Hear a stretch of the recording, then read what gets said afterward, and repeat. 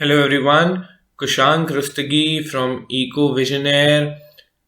Now coming to the fifth chapter, Children and Women in Sports. The first most expected question is the postural deformities और उसमें भी specific spinal deformities हम expect कर रहे हैं इस बार कि सबसे पहले तो पोस्टरल डिफॉर्मिटीज क्या हैं और उसके बाद वो कौन कौन सी ऐसी पोस्टरल डिफॉर्मिटीज हैं which occur only and only in the vertebral column, in the spinal cord, in the backbone of an individual.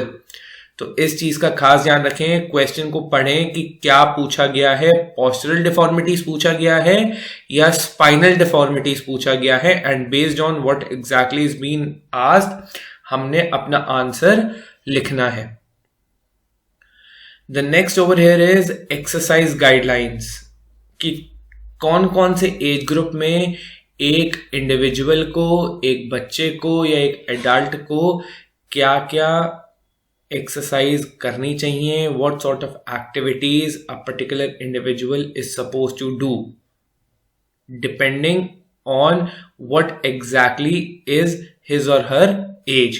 और एक्सरसाइज गाइडलाइंस में भी इन्फेंट्स, जो बच्चे 2 या 2 साल की एज से कम होते हैं वो, या एडोलसेंट्स जो कि 11-12 साल की एज से लेके 16-17 साल तक की जो एज है, इसके बीच के जो लोग होते हैं उनके बारे में पूछा जाने के ज्यादा चांसेस हैं।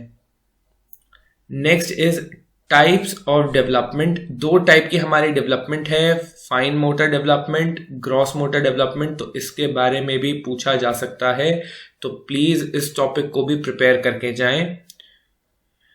The next one is corrective measures for different postural deformities.